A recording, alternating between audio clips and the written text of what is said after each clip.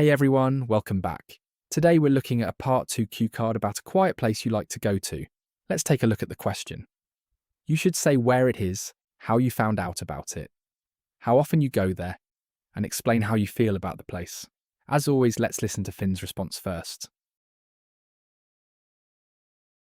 One quiet place I really enjoy going to is a small public park near my university campus. It's tucked away behind a residential area, so it's not very crowded, and a lot of students don't even know it exists. There's a little pond in the middle, a few benches under tall trees, and it's surprisingly peaceful considering how busy the surrounding area is.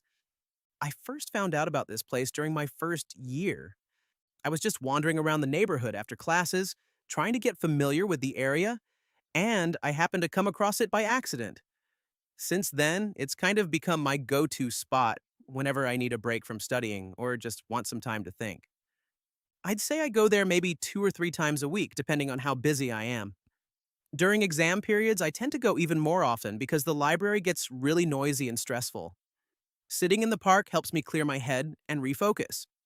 What I really like about this place is the sense of calm it gives me. As a university student, life can get pretty hectic with assignments, deadlines, and social commitments. But when I'm there, everything just slows down. I usually sit on a bench, listen to some music, or sometimes just enjoy the silence. It helps me feel more balanced and less overwhelmed, so I always leave feeling refreshed and ready to get back to my work. And that was Finn's response. Now let's go through the answer step by step and see how it matches each part of the cue card. In Finn's answer, the quiet place he talks about is a small public park near his university campus. He describes it as peaceful and not very crowded because it's tucked away behind a residential area. He mentions a pond, benches, and tall trees, which helps create a clear image of the place. For the second point, he explains that he discovered the park during his first year at university while exploring the neighbourhood after class and trying to get familiar with the area. When talking about frequency, he says he visits the park 2 or 3 times a week, and even more often during exam periods, because he finds the library stressful and noisy. Finally, he explains how the place makes him feel. He says the park helps him clear his head, feel calmer, and become more focused after studying. Now let's move on to another answer and see a different take on the same topic. There's this beautiful, leafy park, just a 10-minute walk from my apartment, that has become my absolute go-to. The front of it is all playgrounds and basketball courts, but if you follow the dirt trail right to the very back, there's this secluded little grove of ancient oak trees that feels worlds away from the city. I actually discovered it a couple of years ago when I first moved into the area. I was going for a run, well, more like a stressed-out power walk, and I decided to take a random turn behind the local community centre.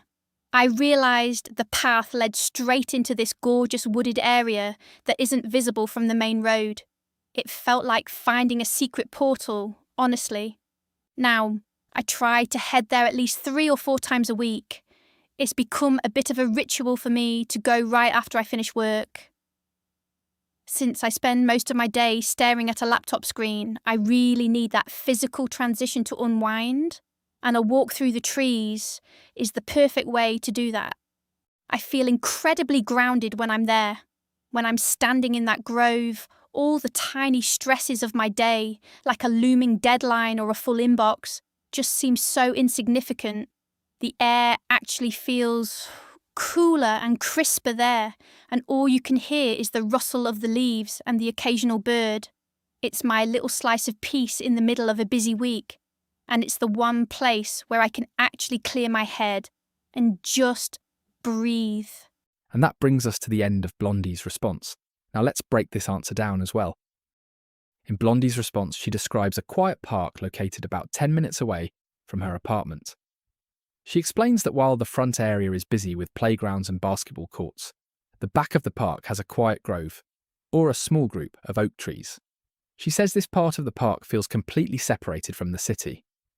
She then talks about how she discovered the place shortly after moving into the neighbourhood. While going for a walk near the community centre, she accidentally found a hidden trail leading into the wooded area. For frequency, she says she goes there 3 or 4 times a week, especially after work, because it helps her transition from a stressful workday into a calmer state of mind. In the final part, she explains that the place makes her feel grounded and peaceful. She enjoys the quiet sounds of nature and says it's the one place where she can truly switch off and relax. Before we wrap up, let's look at some helpful words and expressions related to this topic. When describing a quiet place in IELTS speaking, descriptive vocabulary can make your answer feel much more vivid and natural. For example, if a place is tucked away, it means it's hidden from busy streets or crowded areas. You might describe a cafe tucked away in a small alley, or a park tucked away behind some buildings. The word secluded is useful when a place feels private or isolated, which creates a calm atmosphere. Words like leafy and surrounded by nature help add visual detail to your answer. Instead of simply saying, the park has trees, you could say, it's a leafy area surrounded by nature. That sounds much more natural and expressive in spoken English. Language like this helps paint a clearer picture and makes your answer sound more natural and personal. In this topic, it's very common to explain how you first discovered the place, and storytelling language can make this part sound much smoother and more conversational. Instead of saying, I found the park, you can say, I came across it while exploring the neighbourhood, or I stumbled upon it by accident. The phrase took a random turn is especially natural because it sounds spontaneous and realistic. Native speakers often use this kind of language when telling personal stories. For example, you could say, I took a random turn after work and discovered this quiet little cafe. Expressions like these make your speaking sound less memorized and more authentic. When talking about frequency, natural expressions always sound better than formal or repetitive ones. Instead of saying frequently, you can say things like 2 or 3 times a week or almost every evening. These expressions sound much more realistic in everyday conversation. You can also connect frequency to your lifestyle or emotions.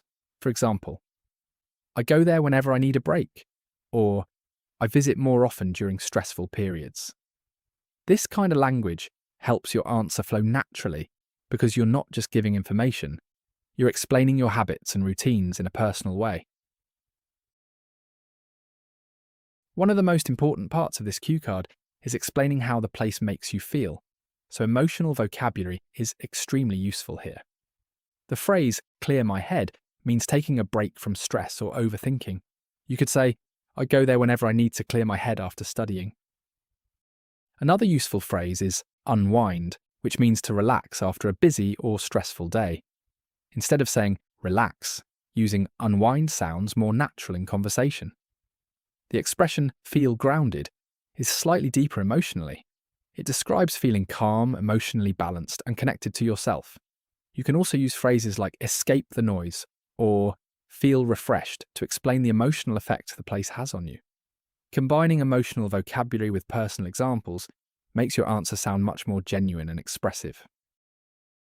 And that brings us to the end of today's lesson. Take some time to practice this topic using your own ideas and experiences, and try incorporating some of the vocabulary we looked at today. If you'd like more practice like this, you can join the membership for extra lessons and speaking topics. Keep practicing, and I'll see you in the next one.